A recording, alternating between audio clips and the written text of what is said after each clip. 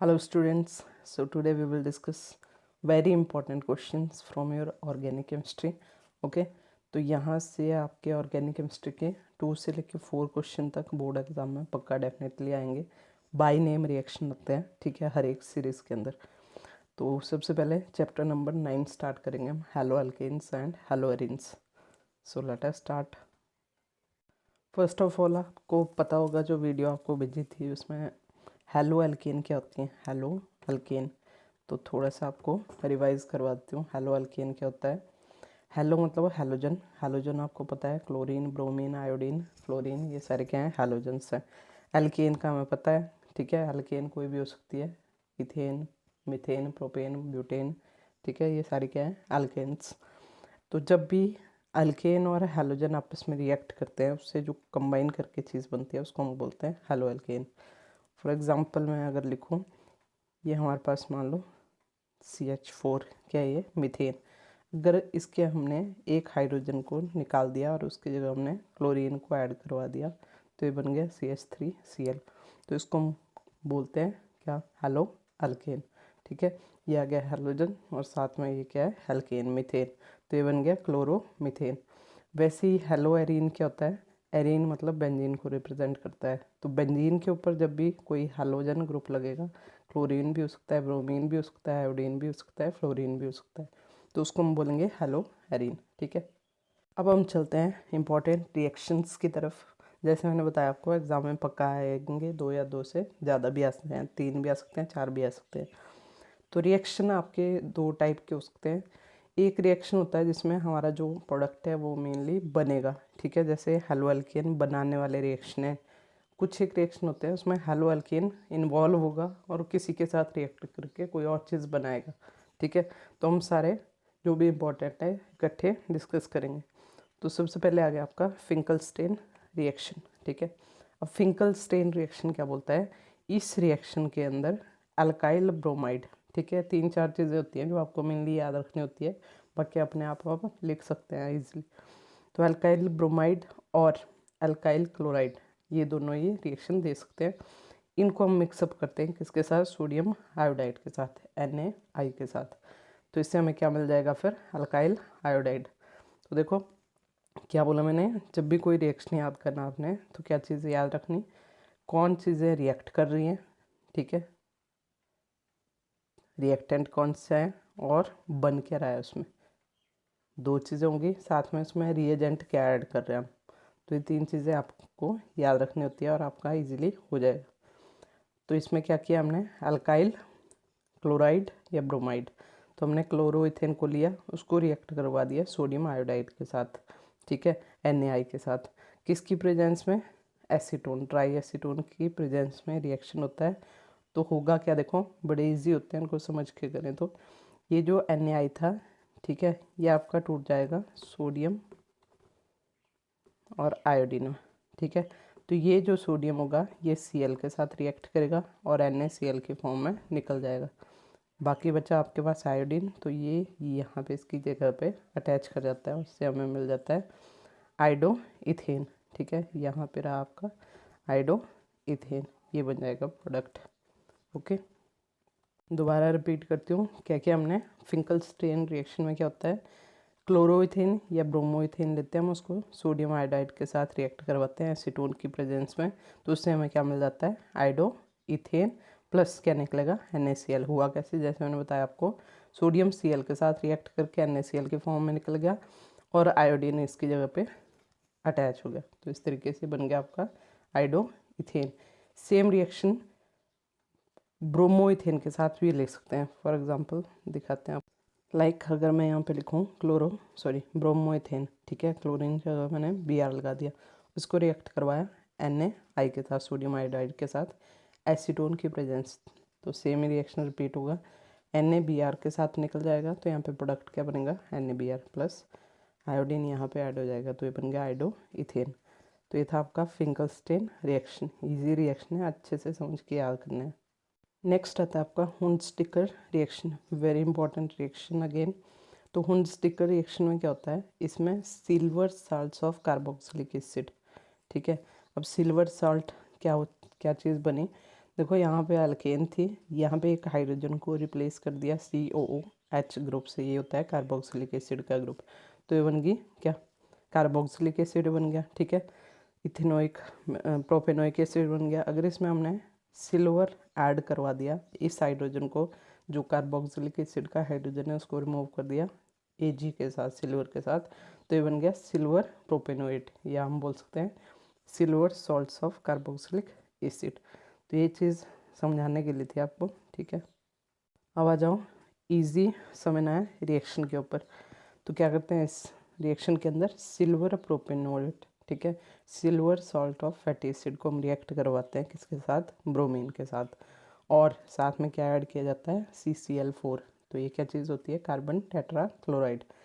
तो देखो क्या क्या रिक्वायरमेंट थी हमारे पास, एक हमें चाहिए silver salt of carboxylic acid, या हम इसको बोल सकते हैं सिल्वर प्रोपेनोएट, प्लस इसमें ऐड किया हमने ब्रोमीन, साथ में CCl4 कार्बन टेट्रा क्लोराइड। उसको हमने रिएक्ट करवा दिया किसके साथ, ब्रोमो इथेन के साथ, ठीक है। मतलब प्रोडक्ट में हमारे पास क्या मिला, ब्रोमो इथेन्स, प्लस हमारे को और क्या मिलेगा, कार्बन डाइऑक्साइड, साथ में सिल्वर ब्रोमाइड। अभी रिएक्शन हुआ क्या वो चीज़ देखेंगे। सबसे पहले क्या होता है, देखो ब्रोमीन दो हैं हमारे पास, एक Br और एक A हो गया। ये बॉन्ड यहाँ से टूटेगा, एक ब्रोमीन क्या करेगा, सिल्वर के साथ रिएक्ट करेगा और बना देगा सिल्वर ब्रोमाइड, ठीक है। दूसरा ब्रोमीन जो होगा वो क्या करेगा, वो यहाँ अटैच कर जाएगा इसके साथ और बन जाएगा हमारा मेन प्रोडक्ट ब्रोमो इथेन। बाकी क्या बच गया हमारे पास, CO2, तो वो CO2 गैस के फॉर्म में निकल जाएगा। तो ये था आपका हुंड-स्टिकर रिएक्शन, ठीक है। नेक्स्ट आता है आपका मार्कोनिकॉफ्स रूल, ये आपने +1 क्लास में भी किया होगा, ठीक है, बट चलो रिवाइज कर देते हैं इसको, कम आता है अब ये +2 के एग्ज़ाम में। जब भी हम किसी अनसिमेट्रिकल अल्कीन के अंदर अनसिमेट्रिकल रिएजेंट लाइक HCl हो गया, HBr हो गया, ठीक है, इनको ऐड करते हैं तो उसकी एडिशन कैसे होती है वो बताया था मार्कोनिकॉफ्स रूल ने। तो होता क्या है, देखो रिएक्शन के साथ करेंगे इसको। ये हो गया आपका अनसिमेट्रिकल एल्कीन, इसमें डबल बॉन्ड प्रेजेंट है, साथ में हमने क्या ऐड करवाया इसमें HCl। तो रिएक्शन क्या होगा, HCl का जब भी टूटता है तो इसमें दो पार्ट होते हैं, लाइक आपका एक हाइड्रोजन जो पॉजिटिवली चार्ज होता है, क्लोरीन जो नेगेटिवली चार्ज होता है। तो ये क्या बोलता है मार्कोनिकॉफ्स रूल, कि जब भी इस तरीके की एडिशन होगी तो जो नेगेटिव पार्ट होगा रिएजेंट का वो उस कार्बन के ऊपर अटैच करेगा, अनसिमेट्रिकल कार्बन के ऊपर, जो डबल बॉन्ड है अनसैचुरेटेड, सॉरी अनसैचुरेटेड कार्बन कौन सी हुई, ये दोनों है अनसैचुरेटेड, जो डबल बॉन्ड के साथ अटैच कर रही है। तो इनमें से भी कौन से कार्बन पे Cl लगेगा, जिसके पास कम हाइड्रोजन होंगे, ठीक है, और वो डबल बॉन्ड के साथ बॉन्डेड होगा, ये कंडीशन है। तो इसको बोला जाता है मार्कोनिकॉफ्स रूल। रिपीट करती हूँ अगेन, कि जब भी HCl को हम ऐड कर रहे हैं तो इसका negatively part charged part Cl जो होगा वो किस कार्बन के ऊपर जाएगा, जिसके पास क्या होगा, कम हाइड्रोजन होंगे, और साथ में वो किसके साथ अटैच होगा, डबल बॉन्ड के साथ। तो यहाँ पे ये देखो इस कार्बन पे Cl गया, और हाइड्रोजन जो इसका बच गया HCl का वो जाएगा उस कार्बन के पास जो डबल बॉन्ड के साथ अटैच है और उसके पास ज़्यादा हाइड्रोजन है। तो यहाँ पे CH2 था, एक हाइड्रोजन ऐड हो गया, CH3 बन गया। तो इसको हम बोलते हैं मार्कोनिकॉफ्स रूल। अब नेक्स्ट आता है आपका एंटी मार्कोनिकॉफ्स रूल, या इसको पेरोक्साइड इफेक्ट भी बोलते हैं, या इसको खारिश इफेक्ट भी बोला जाता है। एंटी मार्कोनिकॉफ मतलब मार्कोनिकॉफ से अपोजिट काम होगा इसमें। कैसे, अगर आपको पीछे वाला समझ आ गया होगा तो ये भी ईजी होगा। इसमें हम क्या होता है, एक एक्स्ट्रा चीज़ पेरोक्साइड की प्रेजेंस में होता है, ठीक है, एंटी मार्कोनिकॉफ रूल, तभी इसको पेरोक्साइड इफेक्ट भी बोला जाता है। और इसमें ये रिएक्शन मेनली HBr के साथ ही होता है, HCl के साथ नहीं होगा, ठीक है। तो जब भी HBr की एडिशन हम किसी अनसिमेट्रिकल एल्कीन में करते हैं तो इस केस में जो नेगेटिवली चार्ज्ड पार्ट होगा, तो इस केस में क्या आएगा, नेगेटिवली चार्ज्ड Br, उसकी एडिशन कैसे होगी, अगेंस्ट द मार्कोनिकॉफ्स रूल, ठीक है, उससे अपोजिट होगी। तो Br अब उस कार्बन के पास जाएगा जिसके पास ज़्यादा हाइड्रोजन होंगे, ठीक है, और हाइड्रोजन उस कार्बन के पास जाएगा जिसके पास कम हाइड्रोजन होंगे। तो इसको हम बोलते हैं एंटी मार्कोनिकॉफ्स रूल और पेरोक्साइड इफेक्ट। नेक्स्ट आता है आपका डाइजोटाइजेशन रिएक्शन, ये वैसे मेनली आपका रिएक्शन जो लास्ट वाला चैप्टर है हमारे पास नाइट्रोजन कंटेनिंग कंपाउंड वाला है वहाँ पे होगा, बट यहाँ पे यूज़ होगा ये रिएक्शन में, तो इसलिए थोड़ा सा इसके बारे में देख लेते हैं। तो डाइजोटाइजेशन रिएक्शन क्या होता है? ऐसा रिएक्शन जिसमें बेंजीन डाइजोनियम क्लोराइड बनता है। तो ये चीज़ है आपकी बेंजीन डाइजोनियम क्लोराइड, ठीक है, जहाँ बेंजीन के ऊपर N2Cl अटैच करता है।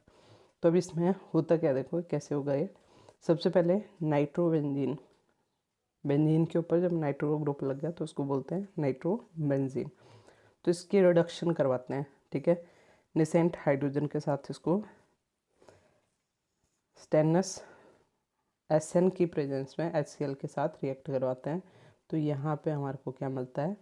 एनिलीन। एनिलीन क्या होता है? जब भी बेंजीन के ऊपर NH2 ग्रुप लगता है तो उसको हम क्या बोलते हैं? एनिलीन। तो ये मिल गया।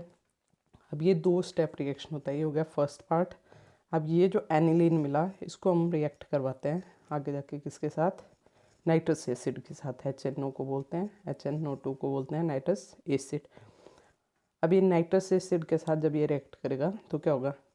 यहाँ से NO2 ग्रुप यहाँ पे इसको रिप्लेस कर देगा, NH2H के साथ रिएक्ट करके क्या बना देगा? सॉरी, तो यहाँ पे क्या होगा? HNO2 के साथ रिएक्ट करके यहाँ पे ये जो, एक मिनट दोबारा बताती हूँ, सॉरी, नाइट्रोजन है, ठीक है, ये नाइट्रोजन के साथ बाइंड अप करके N2 बना देगा। साथ में यहाँ से जाएगा क्लोरीन, ये भी इसके साथ अटैच कर जाएगा, तो ये बन गया N2Cl लग जाएगा। बाकी जो प्रोडक्ट बच गया हमारे पास 2 हाइड्रोजन, 4 हाइड्रोजन बच गए और 2 ऑक्सीजन, तो आपस में कॉम्प्लेक्स बना देते हैं वाटर के 2 मॉलिक्यूल का, ठीक है। तो ये जो प्रोडक्ट बना है इसको हम बोलते हैं बेंजीन डाइजोनियम क्लोराइड, और क्योंकि इस रिएक्शन में ये मेन प्रोडक्ट होता है इसलिए इसको हम बोलते हैं बेंजीन सॉरी डाइजोटाइजेशन रिएक्शन, ठीक है, इंपॉर्टेंट रिएक्शन है। उसके बाद नेक्स्ट अब आता है हमारा इम्पॉर्टेंट इस चैप्टर से रिलेटेड रिएक्शन, सैंडमेयर्स रिएक्शन। तो ये बहुत ही इम्पॉर्टेंट रिएक्शन है सैंडमेयर्स रिएक्शन, और बहुत इजी रिएक्शन है। इसके बेसिस पे नेक्स्ट रिएक्शन भी सेम ही है, एक ही पॉइंट का डिफरेंस है दोनों में, ठीक है, तो अच्छे से अंडरस्टैंड करेंगे। बहुत ईजी रिएक्शन है। तो इस केस में बनता क्या है, देखो, क्लोरोबेंजीन या ब्रोमोबेंजीन, ये दोनों चीज़ें बनाने के लिए यूज़ होता है। और बनाते किससे हैं? बेंजीन डाइजोनियम क्लोराइड, यहाँ पे यूज़ होता है, तब इसके बारे में थोड़ा सा आइडिया दिया आपको, ठीक है। तो क्या करते हैं इस रिएक्शन में, देखो, बेंजीन डाइजोनियम क्लोराइड को रिएक्ट करवाते हैं क्यूप्रस क्लोराइड एंड HCl के साथ, क्यूप्रस क्लोराइड एंड HCl के साथ। तो क्या होगा, यहाँ से इसकी ब्रेक डाउन होती है, Cl यहाँ लगेगा और N2 यहाँ से निकल जाएगा, ठीक है। तो ये बन गया क्लोरीन, बेंजीन के ऊपर लग गया तो ये बन गया क्लोरोबेंजीन, ओके। अब सेम रिएक्शन आपका ब्रोमीन के साथ भी हो सकता है, सेम रिएक्शन। तो ये ले लिया हमने बेंजीन डाइजोनियम क्लोराइड, इसको हमने रिएक्ट करवाया क्यूप्रस ब्रोमाइड और HBr के साथ। देखो कितना इजी रिएक्शन है, थोड़ा सा डिफरेंस है इसमें। अब ब्रोमीन ऐड करेंगे तो हमें क्या मिल जाएगा? ब्रोमो बेंजीन, साथ में क्या मिला? नाइट्रोजन। तो इसको हम बोलते हैं सैंडमेयर रिएक्शन। अब अगर आपको सैंडमेयर रिएक्शन समझ आ गया तो गेटरमैन बहुत ही ईजी है, ठीक है। इस केस में भी हम क्या बनाते हैं? क्लोरोबेंजीन, ओके, बट क्या होगा? डाइजोनियम बेंजीन डाइजोनियम क्लोराइड को सेम चीज़ है, फिर से डिफरेंस सिर्फ एक पॉइंट पे आता है, मैंने बताया था आपको यहाँ पे। पहले हमने लिया था क्यूप्रस क्लोराइड, इस केस में हम लेते हैं कॉपर पाउडर और HCl। तो इसके साथ इसको रिएक्ट करवाते हैं, फिर से हमें क्लोरोबेंजीन मिलती है प्लस नाइट्रोजन निकलेगा। तो इस रिएक्शन को नाम दे दिया गेटरमैन्स रिएक्शन, ठीक है। पहले जो पढ़ा था उसमें क्यूप्रस क्लोराइड था तो उसका नाम क्या था? Sandmeyer reaction. प्रोडक्ट सेम बनता है दोनों के अंदर। अब आता है लास्ट रिएक्शन आज के लिए, बाल्शमैन रिएक्शन। तो इस केस में क्या होता है? इसमें हमारे पास फ्लोरोबेंजीन बनती है। होता कैसे है? इसमें 2 पार्ट होते हैं रिएक्शन के, बेंजीन डाइजोनियम क्लोराइड, अगेन ये हमारा मेन प्रोडक्ट होता है, ठीक है, सॉरी रिएक्टेंट होता है। इसको रिएक्ट करवाते हैं फ्लोरोबोरिक एसिड HbF4 को हम क्या बोलते हैं? Fluoroboric acid. तो इसके साथ जब इसको रिएक्ट करवाते हैं तो यहाँ से हाइड्रोजन Cl को लेके निकल जाता है और ये BF4 इसके साथ अटैच कर जाता है और ये बनता है इंटरमीडिएट प्रोडक्ट, ठीक है, इंटरमीडिएट। उसके बाद इसको जब हम हीटअप करते हैं रिएक्शन को, मिक्सचर को थोड़ा सा, तो इससे हमारे को क्या मिल जाता है, फ्लोरोबेंजीन। साथ में यहाँ पे BF3 निकल जाएगा, BF4 था, एक फ्लोरीन यहीं पे अटैच करेगा, फ्लोरोबेंजीन बना देगा और नाइट्रोजन N2 की फॉर्म में यहाँ से निकल जाएगी। तो ये थे इम्पॉर्टेंट 7-8 रिएक्शन, ठीक है। यहाँ से हर किसी ना किसी सीरीज़ में एक क्वेश्चन या 2 भी आ सकते हैं, पक्का आएंगे, तो इसलिए आपको बार बार बोल रही हूँ, उनको नोट डाउन करो, लर्न करो रिएक्शंस को। Okay, so thank you.